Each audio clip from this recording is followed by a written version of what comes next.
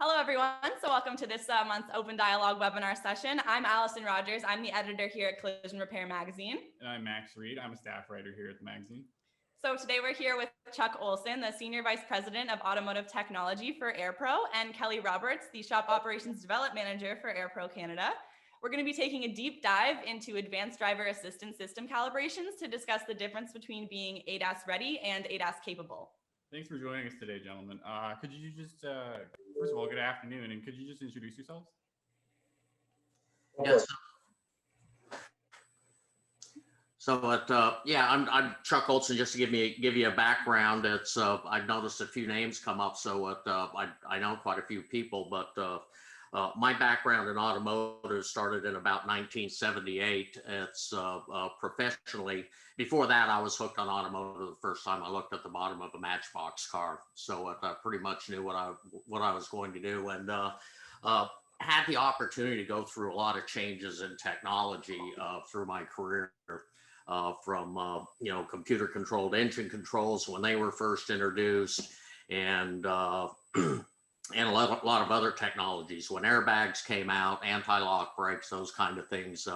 Working in a shop as a repair technician, a diagnostic technician on the mechanical side, and had the pleasure of being involved in OnStar when those systems first came out. Installed some of those very first systems at Cadillac dealerships. And about 2011, 2012, found myself more in the aftermarket and switched over to the needs of collision repair with all this new technology. So it's I've been involved and got some experience under my belt in the collision repair space, but definitely not a collision repair technician. Don't let me near a welder or a paint gun. But when it comes to diagnostics and electronics, we're here to help. Mm-hmm. And Kelly, what about you? Kelly Roberts, and I've been in collision repair my whole life, and I'll be in it until I'm not in it anymore. And fortunately, I come from a family of tradespeople, and my father was a collision repair. So in that, the saying is I was born in the back of the shop, which is not quite true, but close enough, that I've been in the environment since I was very young. And I've been fortunate enough to experience all the areas. And, saying an expert, I've kind of got a little bit of a problem with being called an expert because I'm not an expert. I'm very good at a lot of things. I've got a lot of experience, but there really is a very hard target of being an expert nowadays, especially with all of this technology and all the things that are coming at us. When I started out, not quite as far back as Chuck, I was in the 80s, but I was still working on full frame cars. Some people don't even really understand that concept, a full frame car. And in my career so far, the changes that we've seen just in my career is just staggering when you really look at the technology and the changes just in the last 20 years, just in the last 5 to 10 years, the speed of change, it's virtually difficult, impossible to be an expert in anything. I think for me, I am learning every day, and I hope that I continue to learn more and more every day, and then pass that knowledge along, because that's what my dad and my friends in the trades are committed to doing, is to keep on educating, keep on learning, and keep on growing and improving. So I'm glad to be here. Thanks for taking the time, and I look forward to this. Of course. Yeah. Well, thank you so much, Kelly. That's exactly here what we're here to talk about today. I mean, the difference between realizing you aren't an expert maybe at some things and taking the steps to try and be the best you can be at those. So that being said, let's dive right into the presentation today. So to start out, what are some of the most overlooked aspects in when you're thinking about ADAS and calibrations in the collision repair market today? Well, I'll take this one, Chuck. I think the amount of information, the amount of different circumstances, starting out let's say that collision events, they're unpredictable. They're completely unpredictable. They're completely chaos. And then that process of really finding the information as it relates to what you're presented in collision repair, it's a lot. It's a lot of information, a lot of different avenues to go down.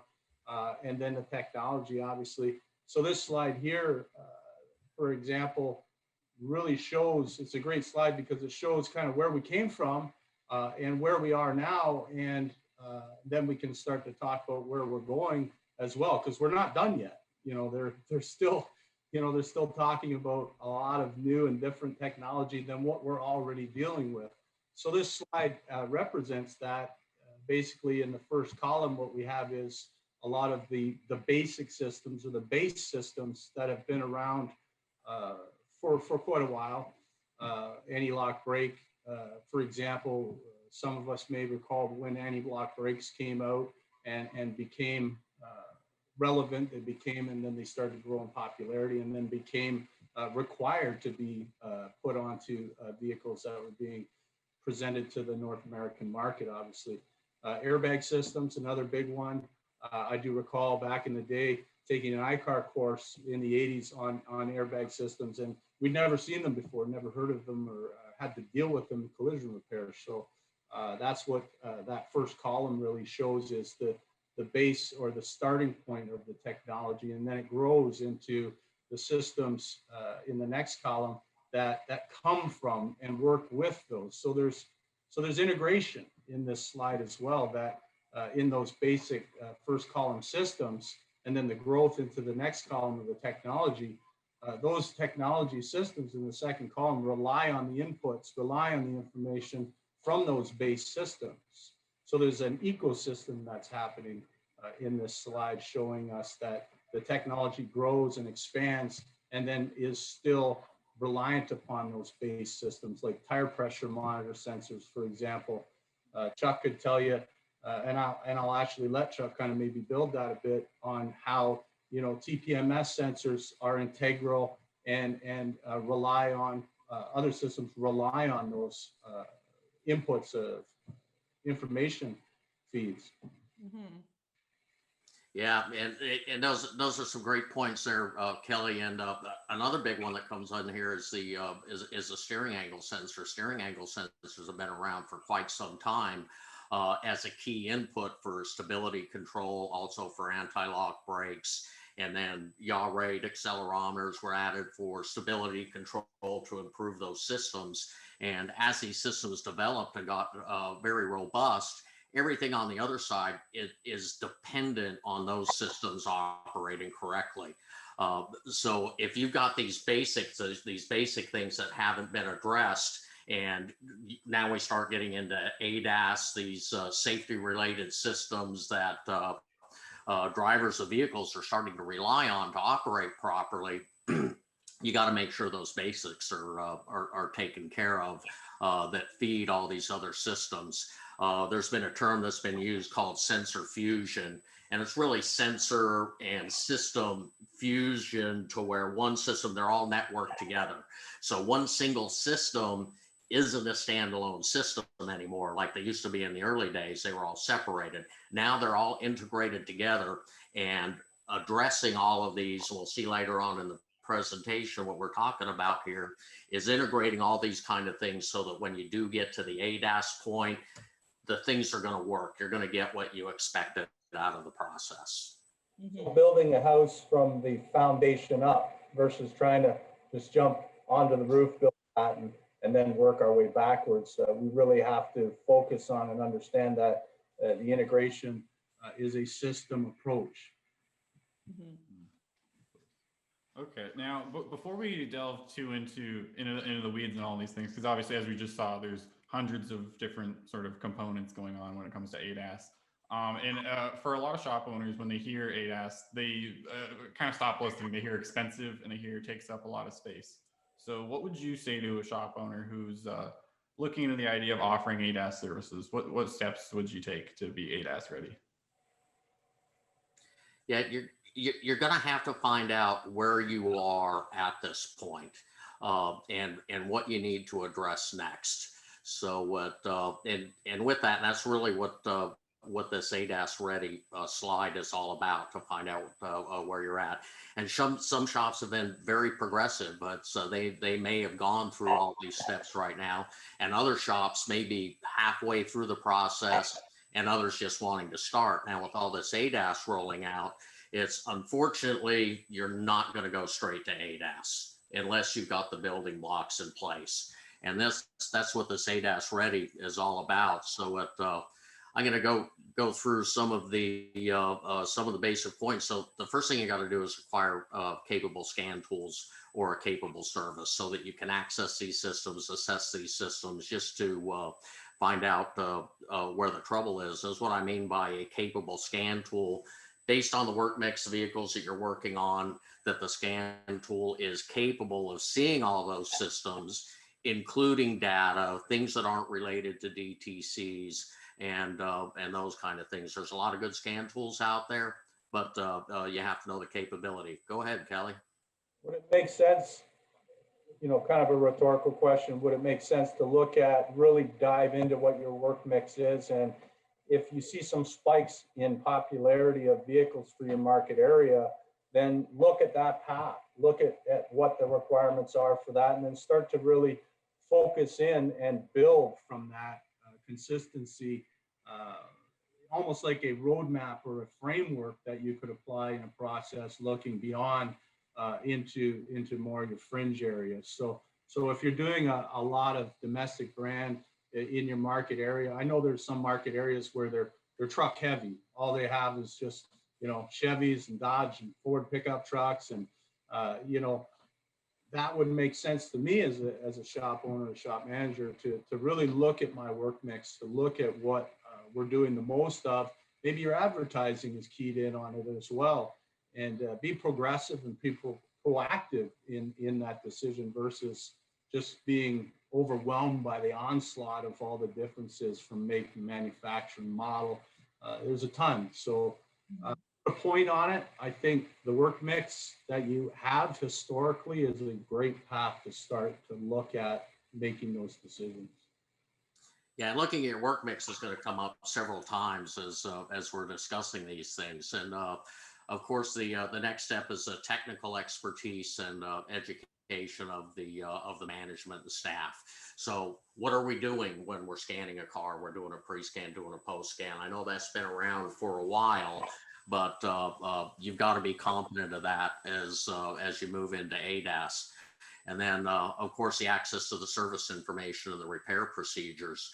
So, service information is information that you have to have access for to solve a problem, what a problem is with service information, understanding how a system works. And then, of course, the repair procedure. How do I execute a certain procedure?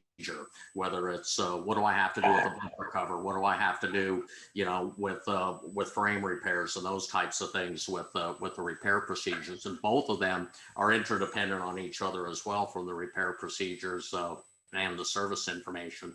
So you have to have access to that, and that's a given, and able to navigate it. So there's OEM service information, and then there's service providers that package a lot of OEM service information.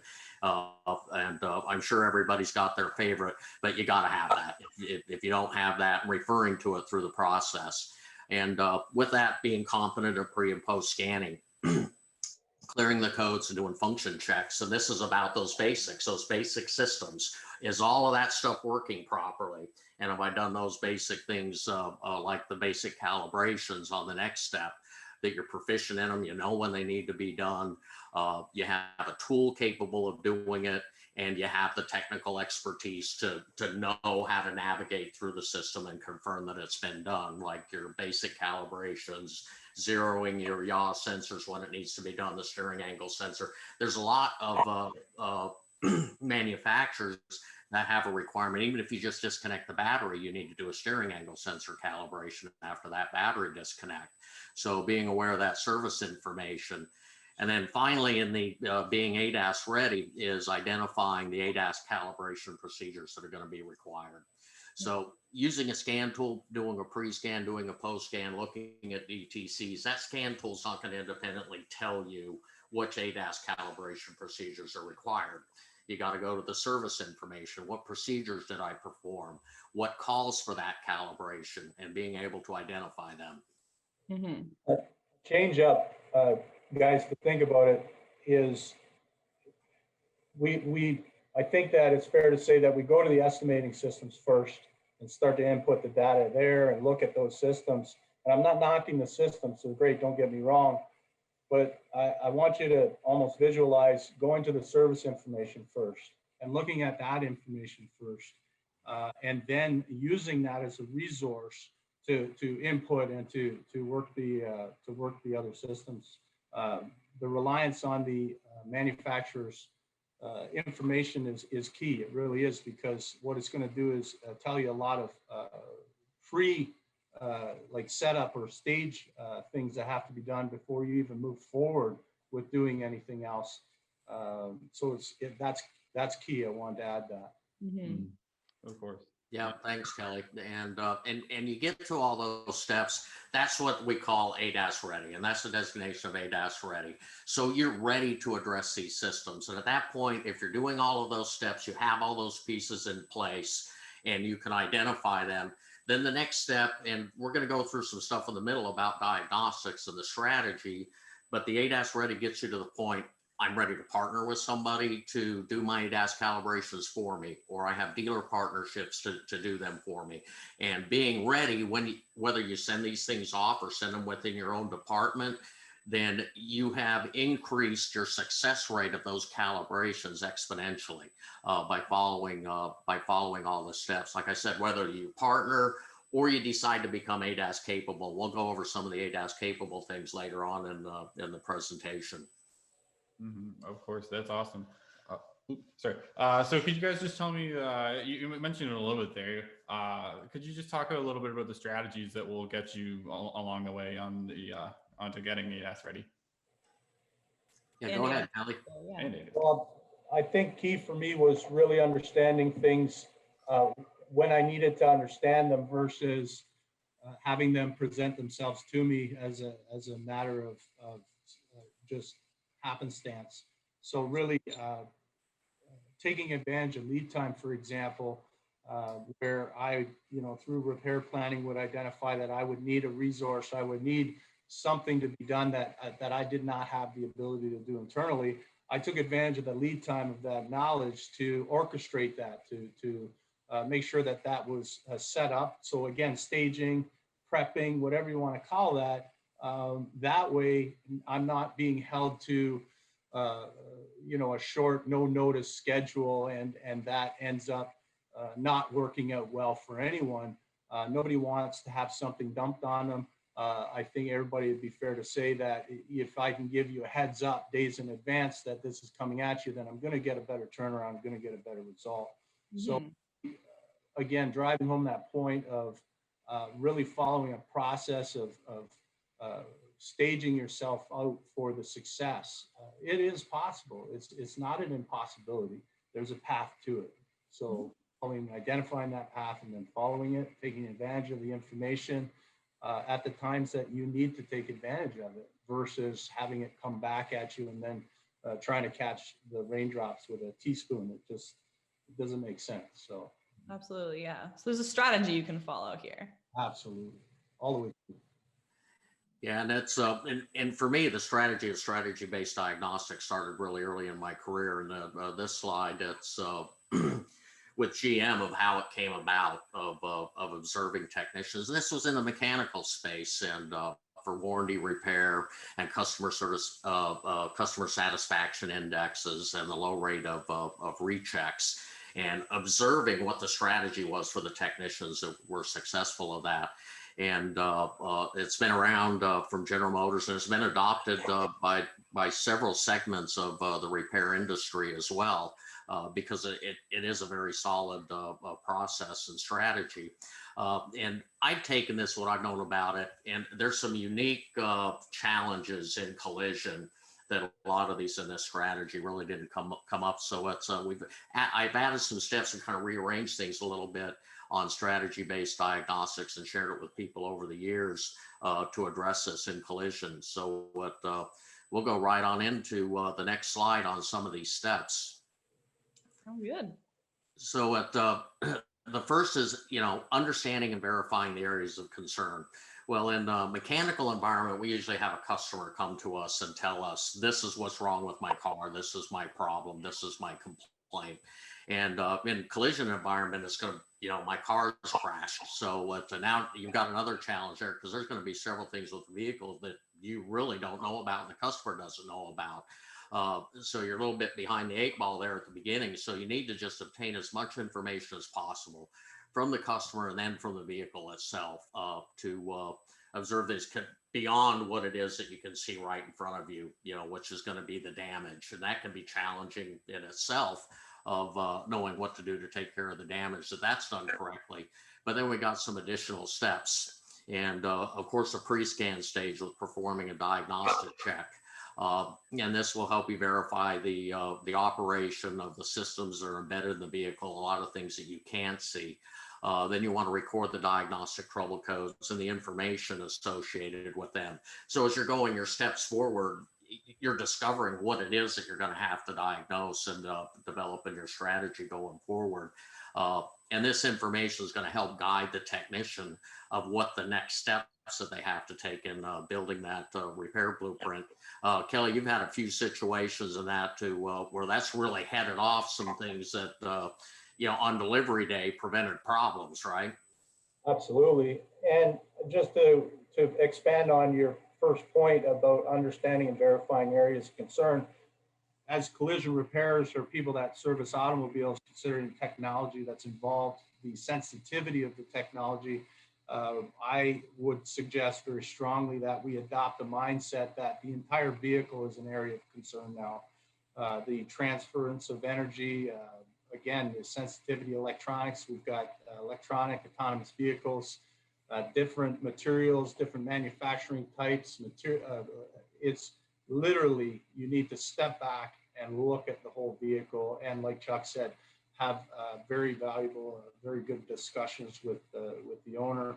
Have a discussion with the vehicle, as crazy as that sounds, and make sure that we pay attention to the entire vehicle, all of those things, with an understanding of those items that need to be understood prior to moving forward. Again, so as we get that information on the vehicle, 2019 model XYZ, start pulling that information before the vehicle even arrives. You have the opportunity of the assignment, first notice of loss, start that information exchange, start to download that mindset that you need to have identifying those areas because like Chuck had mentioned, that will prevent being in a situation where you're having to react to something. Reaction is always slower and it's tends to be messier and it's not a guarantee of the correct result. Reaction is not the way to repair vehicles. We need to be proactive, do things on purpose, with the purpose that we realize when we do all these exercises, all these efforts of understanding what we're up against and then identifying them through inspections, like diagnostics, pre-scan, post-scan, the scan itself being a part of diagnostic, not the whole thing. So I want to really drive that point home. Mm-hmm. Yeah, and that'll take you on to the next slide. So you gather some information and you got to do your preliminary checks. And part of this has been part of the process in collision repair before, but conducting a thorough visual inspection and then reviewing the history of the vehicle, whatever you can find, whether you get that information from the owner or whatever. And as you're doing these preliminary checks, are there unusual sounds? I mean, if the engine can be ran and you hear a noise from into the drive area, that's another clue for of checking into those situations that you're not going to find from a scan or a scan tool, but you're starting to build procedures that you have to do. And odors, it's like, do you smell coolant? Do you smell oil? Do you smell something that's going to prompt you to go further into your inspection so that you don't miss things? And also when you find these things, is there physical damage that's contributing to that condition? So you need to be able to tie those things together, like a low battery voltage is a good indicator of that. So as you look into these in your inspection, is a low battery condition because something happened to the vehicle, something was damaged, or is the battery simply 4 or 5 years old and due for replacement? So you need to investigate these things as part of the preliminary checks. And again, how long do the conditions last, and how often did they occur? Did it start from the collision? Did they come in? And last but not least, are there aftermarket accessories contributing to the condition? So that condition, may be some diagnostic trouble codes that are network communication codes that are being caused by aftermarket accessories put on the vehicle. And as we kind of go through this, and an observation that I've made, that there are some shops, a lot of them, I like to call them the 1%ers, there may be a few more than that out there, but shops that currently have skilled electronic diagnostic technicians on staff have already recognized this need, and getting involved with these on these vehicles. And those shops that have that personnel on staff are very fortunate to have those diagnostic technicians on staff as well. Not to mention the skilled technician labor gap that is in that area as well. So and that's just a good point. So if you've got all those other tools in place and a technician to address them, that's a very good point. And also put in this, and this is the other big challenge with strategy-based diagnostics at a collision event, is a lot of these steps may not be possible depending on the condition of the vehicle. You may have to do some repairs on that vehicle to get it to a point to where it can be operated normally, either during the repair and possibly at the end of the repair of whatever your results from your inspection and scan results are, so that you can go forward. And then last but not least on this pre-stuff is check for related bulletins. So if there's a bulletin related to a vehicle or a recall, and it's a really easy one to use, is I'm sure just about everybody out there is aware of Takata airbag recalls on a vehicle. You've got a vehicle comes in, the airbag lights on, and I know we've all heard the story. My car was perfect before it was involved in an accident. Everything's related to the accident. But if you have a recall or a preliminary service information or a service bulletin that is not directly related to it, that is valuable information to have. Now you can have a discussion with your customer of where that responsibility lies. Does that responsibility lie with the customer? Does it lie with the manufacturer? And you're addressing that up front rather than that being an expectation at the end of the repair and the customer is aware of it. Kelly, you've been through quite a few situations to where that's popped up. Well, I think that, for a CSI standpoint, I could go back to the mindset of the entire vehicle being the area of concern. As a customer, when I had somebody that was looking at, and treating The whole person or the whole vehicle, I felt a lot more comfortable with that person because they didn't just put blinders on and go right to that point of impact and then be very specific. When I care about your whole vehicle, I think that for me, I would get the opportunity to extend my care in possible further situations, because during that situation at that time, I showed that I did care about the rest of the vehicle, the whole vehicle, and the people involved, obviously. And, it's safety related items as well. And part of the certification networks, I know with the Takata and the Pro First, Honda, they had sent out circulars speaking to about how to address those situations. Let's face it, guys, there's a lot of recalls out there right now. Manufacturers are upping the game as far as taking care of these issues and getting that information out there. Be part of that process for your customer and show that you care about their whole vehicle and you care about them as a whole, and they're going to care about you. That's simple. Absolutely. Yeah, that's a good point. Yep, great. So from this point, we're going to get a little bit more into the deeper end of the pool, especially when it comes to diagnostics and electronic diagnostics. and information that we got from the scan tool of these things kind of moving forward. So these are some steps that have been pretty well documented previously in other diagnostic systems. But a current DTC, that's a current fault. It is there, it's showing current, it's something that's not clear. So now you need to look at the diagnostic trouble code for that list on that vehicle and follow the diagnostic steps. So you may have a few extra things that you have to do in those steps, whether they be additional visual inspections. You may possibly have to do some disassembly as some further disassembly as you follow through those tests.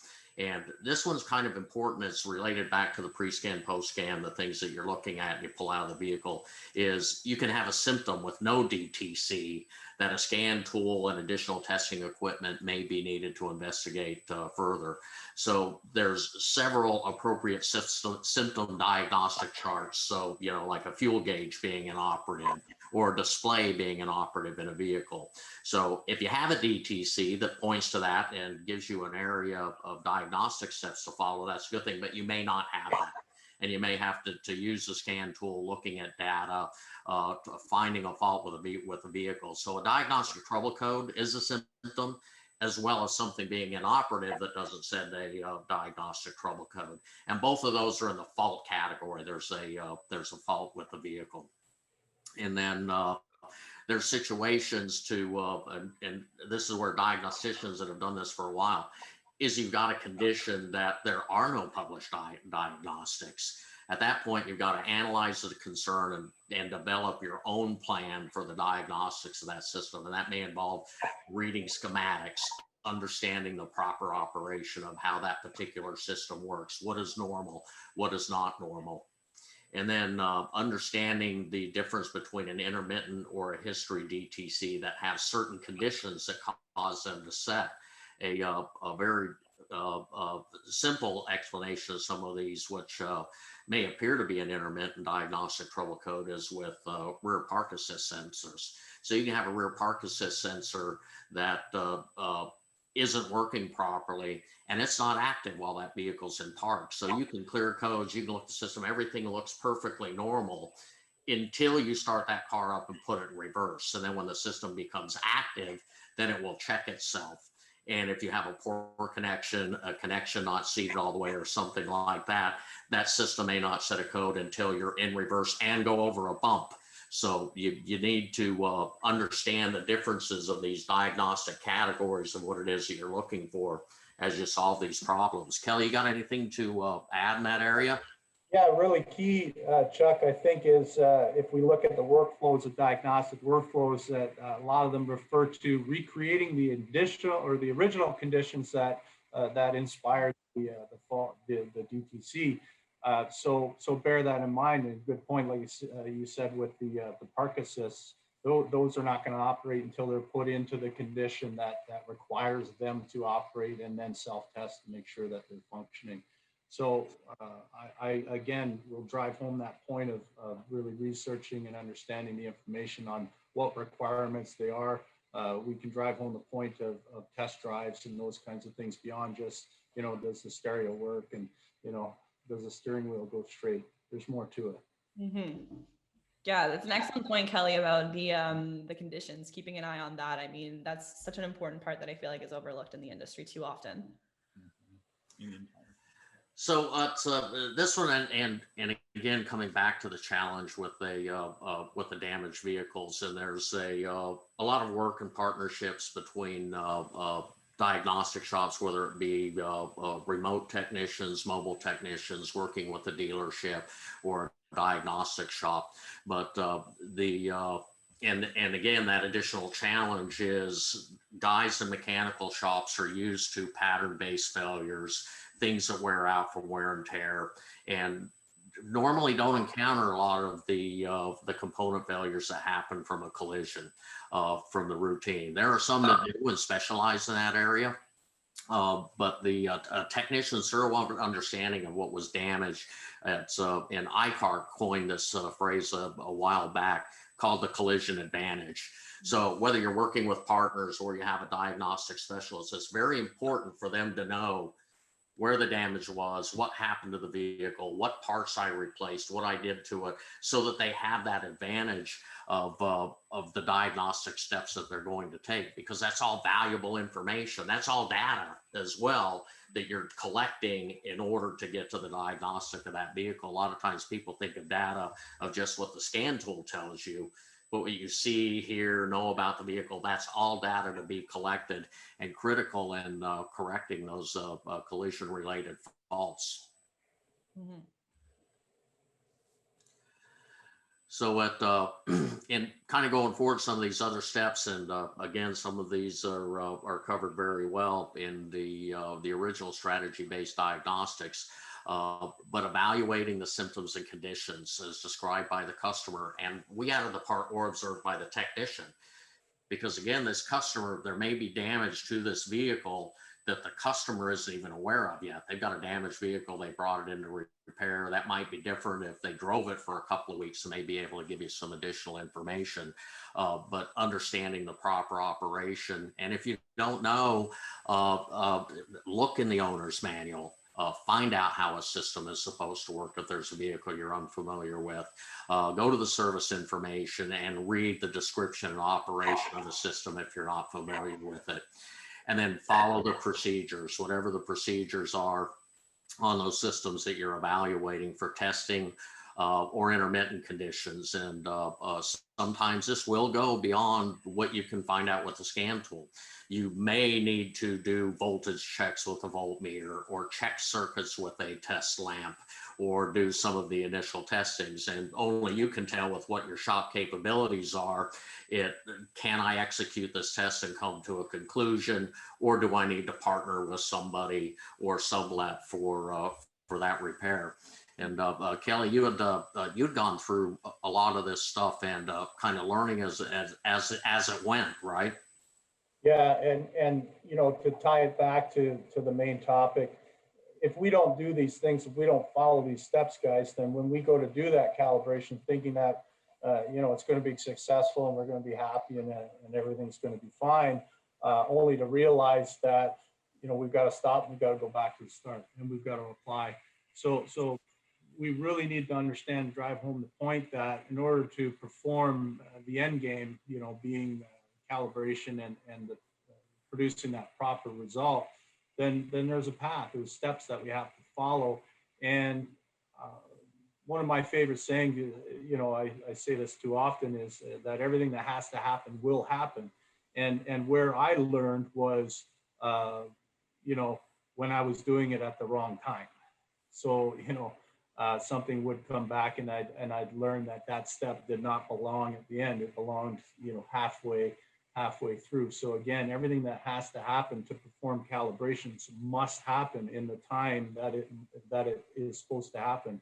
Otherwise, you're just into that, comebacks, situations, failures, safety issues. All those Yeah, it's a cycle. I mean, you're going to keep experiencing that if you don't It's a cycle, yeah. Mm-hmm. Yep. And as you go through those steps, is what that's going to do is get you here into step 9 of isolating root cause. So I've done inspections, I found different things to the vehicle, and then you're going to make that repair and verify whatever the correction is. And when it comes to isolating the root cause of working through, the DTCs and those kind of things, you may have a problem that shows up in the left front of the vehicle that was damaged in the right rear of the vehicle, but there's a ground in the right rear of the vehicle. And as we look at this and have been supporting collision repair shops, over the last 6-7 years, we have seen that the majority of the cases that we have during a collision repair and isolating down to a root cause, especially when it's collision related or repair related, is going to be loose terminal pins, connectors that aren't fully seated, bent terminal pins. I mean, these terminal pins are very small with the smaller wiring as well. And as you isolate those root causes and go in and look at them, the other one is painted over grounds or loose grounds. So those are the most prevalent. Those aren't the only things that you're going to run into. Of course, there's going to be broken components that are damaged that you isolate earlier on in the process. And then once you do those repairs, is re-examine the concern. And there's points that come up to where if you can't successfully find or isolate, you may have to go back to earlier steps in the process and look again. None of us are perfect when it comes to doing diagnostics, and sometimes you have to repeat quite a few of those steps. And then Kelly, we've worked through this a lot with the final step, number 11, of how important this is on QC. So I'd like you to expand on that with the final step of repair verification. Yeah, how do we know that what we did, in fact, corrected the fault, corrected the problem, fixed the vehicle, healed the patient, whatever language you want to put to it, until we verify that it is in fact correctly done, then we can't move forward. That has to be the final step in making sure that you can move forward and not have to have something come back down the road and then start over. Where do we start? Again, in the full diagnostic process, a scan is one part of it. Repair verification is another part of it. And you may need to apply that verification part of the process several times, depending on the severity of the collision that presents, depending on the situations that present. And again, that repair verification may require you to actually recreate the conditions, normal operating conditions of that vehicle. So a very big part of it is, I think, Chuck might have a difference of opinion here, but no, not at all. It's like almost the whole thing. It's almost the whole thing. It really is, because without documentation, I mean, the dreaded L word can come up too. We don't even want to get yeah, the thing that we don't want to beat to death, but nonetheless, it's always there. Liability as an asset means that we understand and we eliminate the possibility by liability by applying that repair process, that strategy-based diagnostic process, and we verify that, in fact, the vehicle is performing as it should, as per spec, as per OEM, all of those things. Yeah. Excellent. Okay, perfect. Yeah, and Tad, on that, something that we really don't have in here, though, that is very critical, especially in the collision repair environment.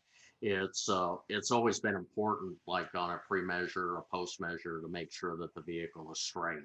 And now that's part of the verification as well. That would be a step of a verification that I did get a vehicle straight. You don't verify that vehicle straight. This is directly related to being ADAS ready and getting to the point of ADAS capable, where you're going to do it yourself. That if that vehicle's not straight, the ADAS portion of the calibrations is not going to be successful. Mm-hmm. Absolutely. Circle again. Now we back to the start. We got to pull the vehicle back apart. We've got to take everything back off, And we got to do what we should have did at the start. Mm-hmm. In the first place. Yeah. Yeah, exactly. It's a circuit. All right, awesome. So, I mean, once we've secured that strategy, I mean, it's obviously something that doesn't happen overnight, but it's a step towards becoming ADAS capable versus ADAS ready. So, I mean, with this strategy you've outlined here, Chuck and Kelly, are there any further challenges that shops could face as they progress along this journey to becoming ADAS capable and beyond that capability? Absolutely. I think, to jump in and take that point, one of the challenges is just the overwhelming amount of information that's involved. One of the most concerning things that I heard recently was that we've got a situation where we incentivize repair planners to generate as many sheets as possible on a daily basis. So what we're looking at is a cycle time of generating estimates of repair plans, based off of a time frame expectation. And that's unrealistic. As you start to really review the information, you'll see that just, a bumper job. I've seen very recently on some information where changing out a mirror on a vehicle, for example, takes a tremendous amount of review of information involved because of the technology, but also because of the integration of that technology into the other systems. So the prerequisites required before even starting to perform those, um, that is a fundamental challenge. There is no smart system out there that's going to tell you everything you need to do. You have to participate. There's a huge push on artificial intelligence as the be all end all, and I would caution, be very careful in relying on systems that are so-called smart systems that are going to do it all for you. Um, we're not there yet, and again, it's just a tremendous amount. So that's a challenge. That's a challenge. Is I think being given the amount of time that it takes to do a full and thorough repair plan, it's very challenging. I've wrote articles on it, and it is a significant challenge where we have a tremendous amount of pressure to move through these situations as quickly as possible. When you're moving fast, the tendency to miss things is very easy. Mm-hmm. It's easy to And it's and the main challenges are pretty much covered in this list, from the different methods, the different tools, the different space requirements, depending on if it's a radar system, a camera system, and you can have differences even within the same make, and sometimes within the own model, depending on mid-year model changes. And that brings us right back to the basics of the service information of checking it every time. But that is a big challenge that we have in this area. And the availability of all the OEM special tools, they can be limited. They're not always available. Some of them you have instructions on how to make them from some OEMs, some of them that you have to source them. And then, of course, there's the universal target kits that are out there, and they've been improving over the last few years. They can be quite expensive. Some of them are a bit more reasonable, but they don't yet cover all the situations for all makes and all models. I mean, ground is being gained there, and with some of these systems that you're going to need. And we talked about this in scanning with the scan tool. The software functions vary by manufacturer.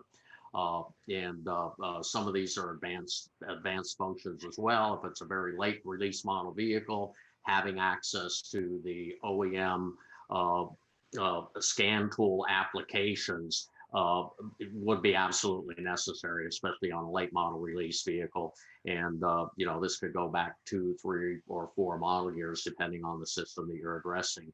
And of course, the other challenge, there's new features and systems that are on the way. We're hearing about new stuff.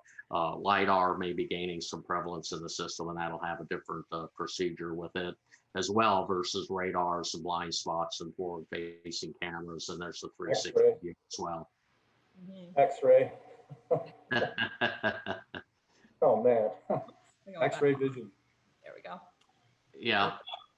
And this is a question that I've been hearing quite a bit. This specification comes up, and it kind of depends on what you're going to be addressing to be ADAS capable. We talked about work mix before, but if you're going to be taking on all makes of vehicles and all the calibrations, you're going to need to address all of these. A 30 by 50 minimum. The suggestion is 4,000 square feet. For all makes and models, and this is just the space. Of course, the floor it needs to be level. I should replace that word should. The floor, you do need to have a level surface and non-reflective, because having reflective surfaces is going to be problematic while you're doing an ADAS calibration, especially with camera recognition. Mm-hmm. And the walls free of reflective materials and contrasting patterns. These cameras key on contrasting patterns. So it's the black and white checkerboard floors are cool to look at and a nice thing, but would be a disaster if you're trying to do ADAS calibrations with camera recognition in those. One of the things that has been employed with some other shops with some smaller spaces is using a blind. And I've seen a lot of these, in shops to where, from welding and those kind of things, that if you do have something in the background, that a blind can be put behind the vehicle in the appropriate space to take care of that. Neutral tones, again, solid color wall coatings, beige or gray. And another key part of this that feeds into a lot of ADAS calibrations is consider having alignment equipment, because most of those, if you have an alignment done and it's equipped with ADAS, you're going to have a requirement to do an ADAS calibration. And one of the steps in doing an ADAS calibration is verifying that the alignment is within spec before you go forward. So they're interdependent on each other. And if I'm going to go back to work mix, and Kelly, you can go a little bit further on this.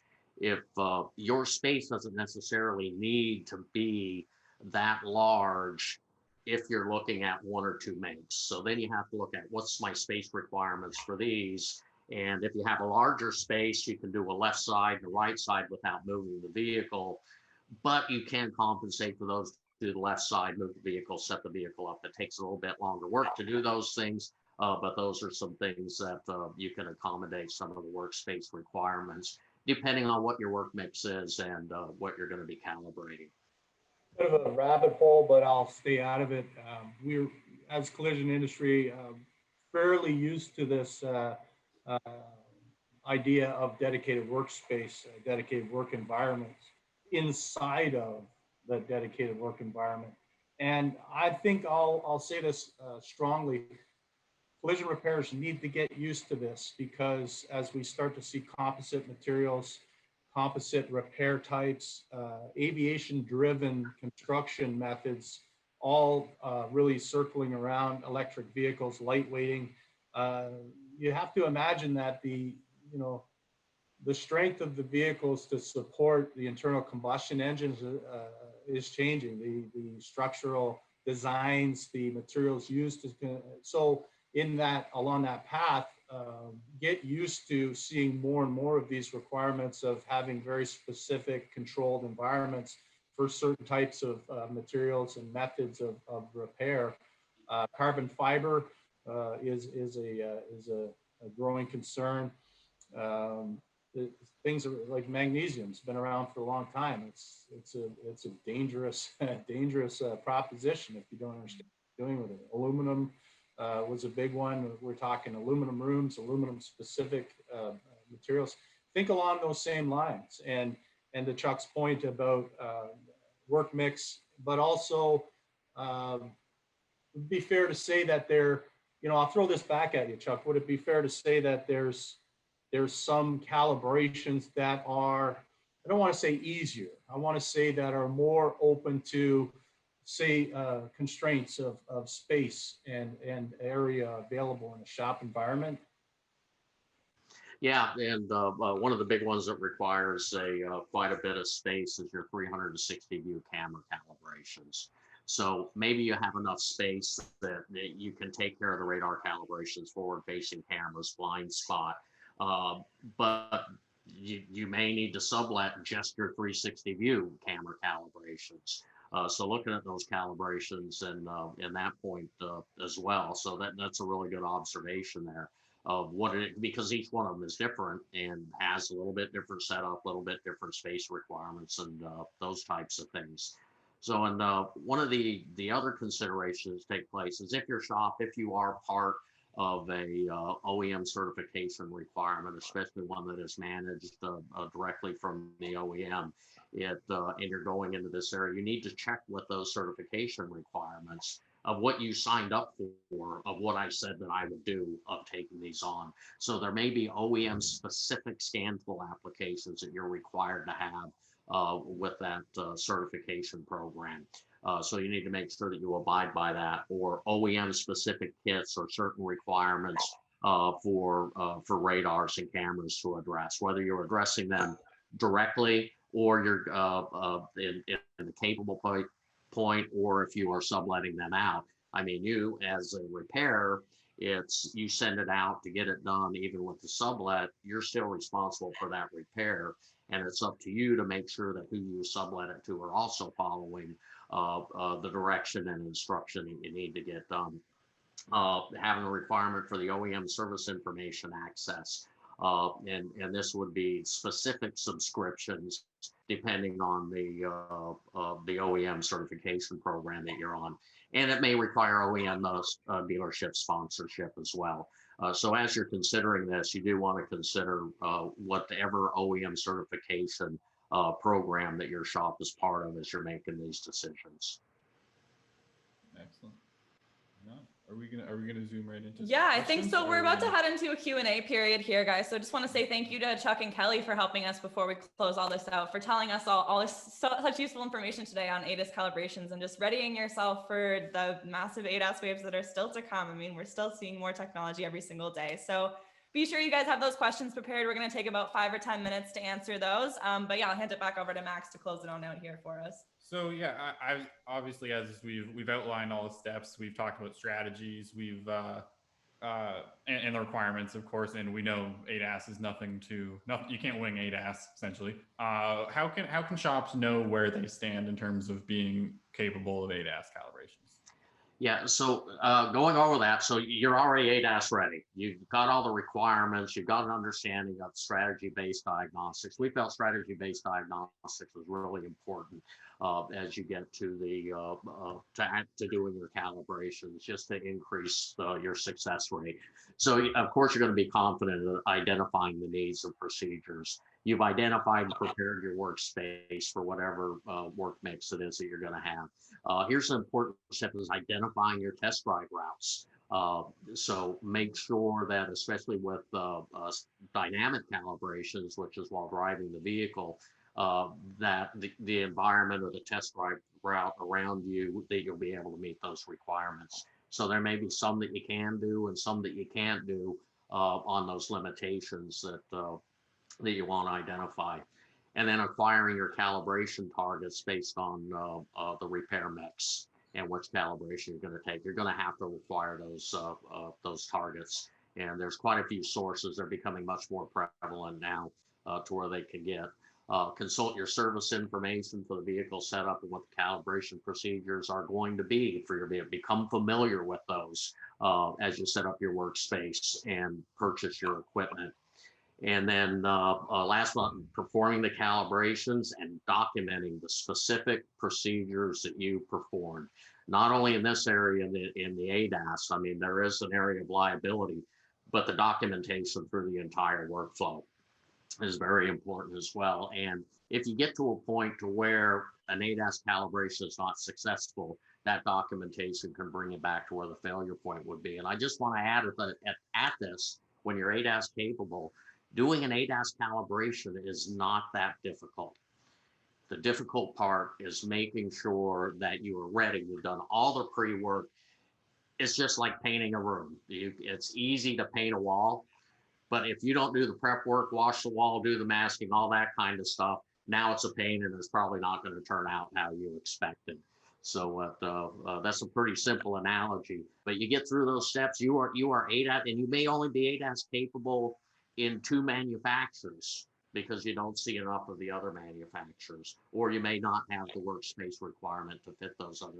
So ADAS capable is also going to progress depending on how many manufacturers and what systems that you address. Mm-hmm. Kelly, I'll let you kind of close it out there. I just want to drive home that point about consulting that service information, and like you said, but I'll take it a step further and say it's like painting a vehicle. Everybody looked at the paint job, say, man, that's a great paint job, and say, no, it's an awesome prep job. Yeah. The paint looks great, but it comes from something. So being able to perform calibrations, it comes from these things, and it's building up to that point. And there is a path, there are steps to follow, there are resources. There's guys like Chuck, there's people out there that are committed to making sure that you have this information, and we're not going anywhere. We're committed to being that resource and to providing this information and providing that path. And when you really see the path, I mean, start moving down it nice and easy, and you can see the outcomes. You can see that paint job as you're prepping it. It'll all feel good in the end. Yeah, exactly. Well, thank you guys so much today for taking the time to chat with us. We've got some questions rolling in already. So I've got one from Paul Viveros. He's saying, I'm sure we're all aware of the FCA Secure Gateway module. What's the best way to deal with this as a shop? Do you believe more manufacturers will follow suit with similar securities in the coming years? That's a Chuck question all day long. and I'm sorry, I hate to ask you to repeat that. I missed the very first part of that. No worries. Yeah, you just said we're all aware of the FCA Secure Gateway module. What's the best way to deal with this as a shop? And do you believe more OEMs will follow suit? Yeah, this is a little bit beyond ADAS, but the FCA Secure Gateway module was one of the first ones to add an encryption key that comes from the OEM server that needs to be registered with the scan tool. And that verifies that the scan tool, they do indeed license the information depending on who the maker is. And once that is registered, it does a handshake with the OEM and unlocks that secure gateway module. And we're going to see more secure gateway modules. They're not going away. And different OEMs take different approaches to secure gateway modules, and that's to keep the nefarious actors out of our vehicles' data streams, and being able to hack into a vehicle and make changes or take over vehicles while it's running. It ensures that the vehicle is in a service state when you're using a scan tool to make commands or clear things or do certain calibrations and or programming. Mm-hmm. It's a hot topic. Kind of falls into a lot of there's a lot of organizations filing right now for your data, your choice. In Canada, we know the right to repair. In the States, I mean, yeah, that's a big topic we've definitely been looking at recently. Sorry, Kelly, I think I cut you off there if you wanted to weigh in on that. No, you said it, that's the way it's going as we see these access, consumer data access. It makes sense to give access to anybody to get into the base architecture of the software of these vehicles. And like Chuck had said, bad actors that they want to do something that none of us really wants, maybe just that one person that we don't want to have access. So we got to be really careful. I think securing the information, securing the gateway, putting guards at the door isn't saying that we don't want to have access. We just got to make sure that we're not creating the Wild West here and just letting anyone and everyone get in there and do whatever they want. So we should be very careful. Absolutely. You know, I spotted a question in the chat. Yeah, we're just jumping the gun on us. Yeah. I just got it in front of me. I was just reading through the chat. So I picked up this one. At what point would you consider a feature of a vehicle to fall under ADAS category? And this is from D. Grand. Yeah, Graham Davies. Yes. Thank you for the question. Yeah, it's falling under the category of advanced driver assistance system. And there's been a lot of discussion of this. So when are these systems mainstream and just become driver assistance systems? There's something new that's going to be advanced. But at this point in time, anything that has the capability to either warn the driver of a driving situation or take control, like automatic emergency braking or lane keep assist or blind spot assist or those kind of things of the definitions I have, those are an ADAS category. Now, all of the other things that we talked about early on in the presentation of all the networking and the systems that go on, like a steering angle sensor, is a steering angle sensor an ADAS component? No, it's a primary component on the vehicle, but the ADAS is reliant on that steering angle sensor or brake pedal position sensor, whatever it is, to be operating properly for that ADAS function to even be considered. Verify it's operating properly. Yeah. We've got another statement here that says every connector touched to R&I, replaced or just to get out of the way, is photographed mainly for the tech to ensure the necessity of making the reconnects. Yeah, just about documentation here about the reassembly process. So good on you, Jim Byron, for having your techs with that process. That's great. We've got John Shoemaker here as well. Yeah, John Shoemaker, he says, I recommend the shops to look at their top 5 manufacturers or their top 3 OEM certifications. So absolutely. Yeah, when we're looking at that repair mix there in the form of ADAS rather, sorry. Yeah, we've got a lot of questions or a lot of comments here saying thank you. Got a lot of information here in this webinar. So thank you guys so much again. I think that's all we've got for questions, but if anyone has any other questions that you'd like answered by Chuck or Kelly, feel free to send them to the Collision Repair Mag team, and we will be sure to pass them along if they need answering. And you can always reach out to AirPro Diagnostics. They will always reach out. They will always be available to speak. And here, let me just go back to our slides and I can pull Kelly and Chuck's contact information up on the screen there. So feel free to reach out to them or screenshot this message right now if you want to reach out. But thank you guys so much. Yeah, thank you guys. Thank you so much for the opportunity. It's enjoyed it. Yeah, awesome. Well, we'll have a recording of the webinar sent out to everyone that watched, anyone who missed it, and yeah, for everyone else, have a great Wednesday. Well, Tuesday. What day is it today? Tuesday. My bad. Thanks, everybody.